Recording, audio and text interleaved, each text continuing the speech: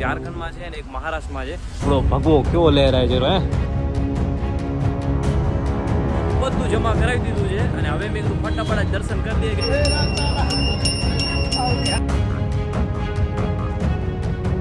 ત્યાં જઈને ટેન્ટ લગાવો, ત્યાં ટેન્ટ લગાવો, એનું થાય.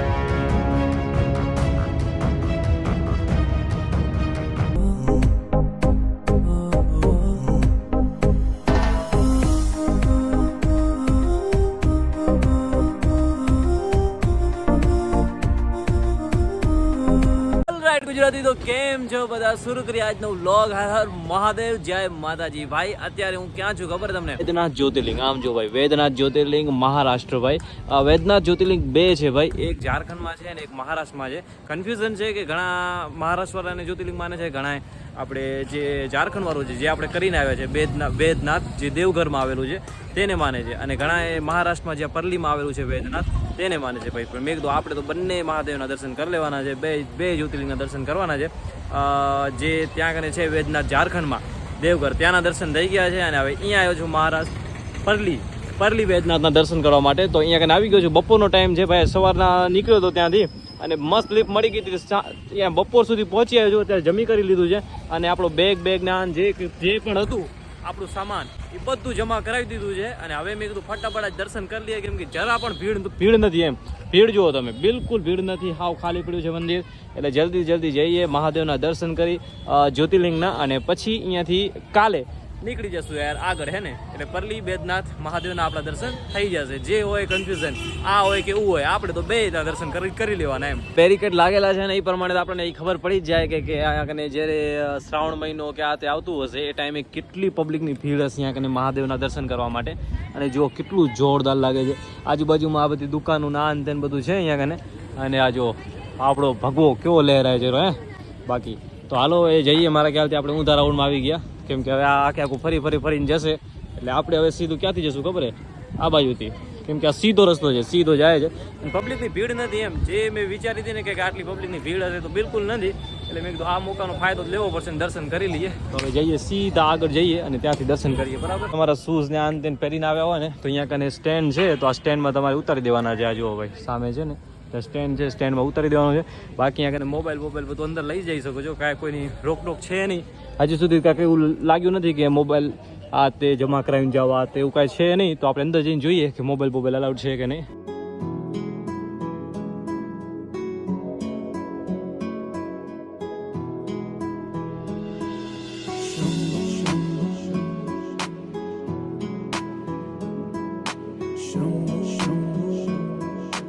મંદિરમાં એન્ટ્રી કરી લીધી છે અને મોબાઈલની કાંઈ ના છે નહીં, એટલે મોબાઈલ તમે લઈ આવી શકો છો એમ.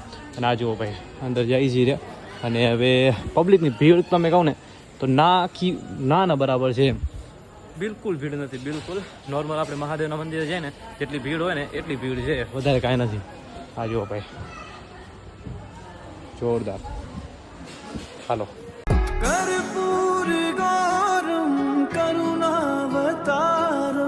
संसारे सारं भुजगेन्द्रहारं सदा वसन्तं हृदयारं. પણ કોઈ પણ જાતની એવું નથી, રોકટોક નથી, એટલે આરામથી દર્શન કરશે આપણે.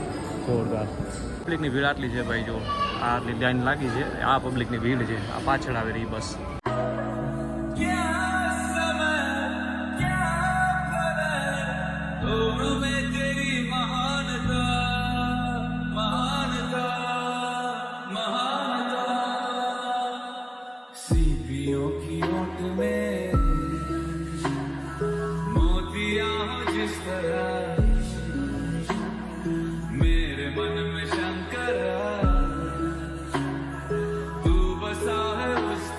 મંદિર અંદર આવી ગયા છીએ અને દર્શન થાય છે મહાદેવના પરલી વેદનાથ જ્યોતિર્લિંગ. ભાઈ તમે દર્શન કરી દો.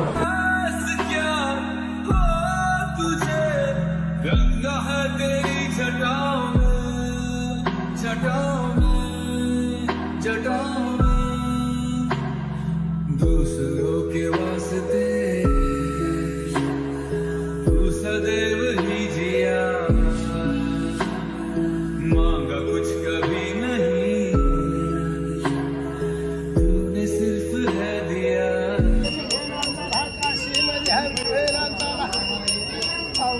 જોરદાર દર્શન થઈ ગયા છે, જોરદાર દર્શન થઈ ગયા છે ભાઈ. ને ત્યાં મંદિરથી બહાર આવ્યો છું અને જોરદાર ભાઈ આ જ્યોતિર્લિંગે એટલા આરામથી દર્શન થયા છે ને કસમથી. એકદમ પબ્લિકની ભીડ ઓછી છે અને બહુ સારી રીતે દર્શન થયા છે ભાઈ. તો પરલી બેદનાથ આવતા હો તો જરૂર આવજો. બાકી કમેન્ટમાં કહેજો કે કયા જ્યોતિર્લિંગ મતલબ રિયલ છે, પરલી વાળું કે પછી દેવગઢ વાળું જે ઝારખંડમાં છે. મને કઈ ખબર નથી ભાઈ. આપણે તો બે મહાદેવના દર્શન કરવા જરૂર છે. જે મળે તે જે મહાદેવ બોલાવે ત્યાં પહોંચી જવાનું, બરાબર. मेरे मन में शंकर तू बसा है उस तरह मुझे भरम था जो है मेरा था कभी नहीं मेरा अर्थ क्या निरर्थ क्या जो भी है सभी तेरा થઈ ગયા છે આપણા. અને આ જુઓ ભાઈ કેટલો જોરદાર વ્યૂ આવે છે ચારે બાજુનો. અને પબ્લિકની ભીડ બિલકુલ નથી એમ, એટલે બિલકુલ પબ્લિક ભીડ નથી એટલે શાંતિ છે એમ, શાંતિ મળે છે. નકા તો આમ પબ્લિકની એટલી બધી ભીડ હોય ને, હર જ્યોતિર્લિંગ એટલી બધી ભીડ હોય ભાઈ પબ્લિકની, દિમાગ ખરાબ થઈ જાય એટલી બધી ભીડ હોય કસમથી. પણ હવે ભીડ નથી એનું કારણ શું ખબર છે? શ્રાવણ મહિનો પૂરો થયો છે અને શ્રાવણ મહિનો પૂરો થયો ને એના કારણે પબ્લિકની અત્યારે ભીડ નથી. કેમ કે હમણાં આખો શ્રાવણ મહિનો ફૂલ ભીડ હતી પબ્લિકને.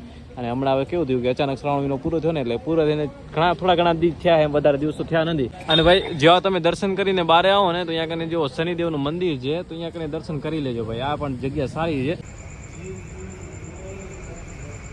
તો હાલો ભાઈ, શનિ ભગવાનને સારી રીતે દર્શન થઈ ગયા છે. તમે આવો તો અહીંયા દર્શન જરૂર કરી લેજો. ને હવે હું જાઉં છું મારો બેગ ઉપાડવા, મતલબ બેગ જ્યાંથી 2 કલાકનો ટાઈમ હતો કે 2 કલાકમાં આવી જવાનું છે એમ. બેગ જ્યાં લોકરમાં જમા કરાવ્યો છે તો બેગ લઈ લઈએ.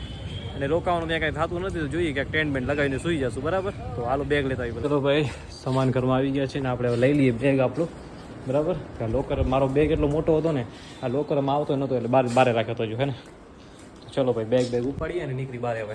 તો ભાઈ મસ્ત સાંજ પડી ગઈ છે અને હવે આપણે કંઈક જગ્યા બનાવવાની કોશિશ ઘણી કરી પણ મેળ પડ્યો નથી ક્યાંય. હવે જોઈએ, જો એક લાસ્ટ ટ્રાય આ શનિદેવનું મંદિર છે ત્યાં કોશિશ કરું, નગર પછી કેવું કરી ખબર. આ મંદિરનું પ્રાંગણ ઘણું પડ્યું છે ભાઈ. ગમે ત્યાં ટેન્ટ લગાવી નાખી, કાંઈ ટેન્શન છે નહીં, બરાબર. ચારે બાજુ કેમેરા ના તેને લાગેલા હોય એટલે આમે કાંઈ ટેન્શન હોય નહીં. અને આપણે આમે ટેન્ટ લગાવી દઈએ એટલે એમાં કંઈ વાંધો આવે નહીં એમ. ત્યાં જઈને ટેન્ટ લગાવો, અહીંયા ટેન્ટ લગાવો એનું થાય. અને જમવાનું અહીંયા ચાલુ જ છે એટલે વાંધો નહીં, જમવાનું મળી જશે. અને ટેન્ટ લગાવી નાખીને પહેલાં એકવાર શનિદેવનું મંદિરે જોતા આવીએ, જો થઈ જાય તો ઓકે, નકા બારે જિંદાબાદ આપણે, બરાબર. ટેન્ટ બેન્ટ લગાવી નાખશું.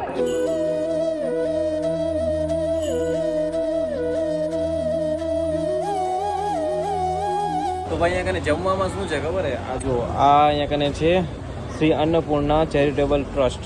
તો આ ટ્રસ્ટ તરફથી ભાઈ અહીંયા કને તમને સવાર સાંજ જમવાનું આપે છે.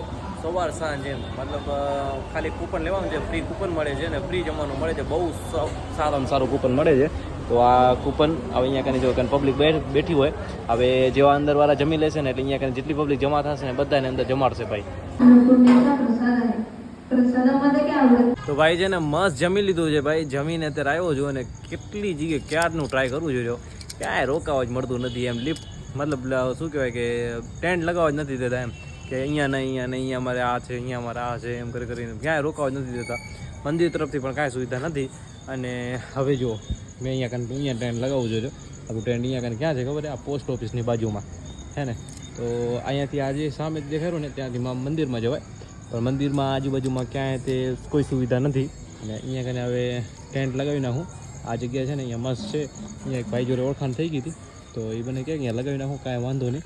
અંદર એનું પાર્કિંગનું છે એટલે પાર્કિંગમાં એવું હતું કે મને અંદર કીધું લગાવવાનું.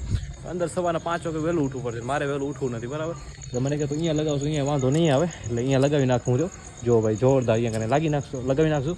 આપણું સામાન બેગ પડ્યો છે, લગાવી નાખશું ને પછી સૂઈ જશું યાર. આ જુઓ જોરદાર. તો હાલો હવે પેલા ટેન્ટ લગાવ. તો ભાઈ આપણો છે ને મસ્ત અહીંયા કને ટેન્ટ લાગી ગયો છે જોરદાર. અને આપણી બધી વ્યવસ્થા અંદર થઈ ગઈ છે. હવે અંદર જઈને સૂઈ જઈએ ખાલી. હાલો જઈએ અંદર હવે ટેન્ટની અંદર. તો આવી ગયા આપણે ટેન્ટની અંદર ભાઈ સાહેબ.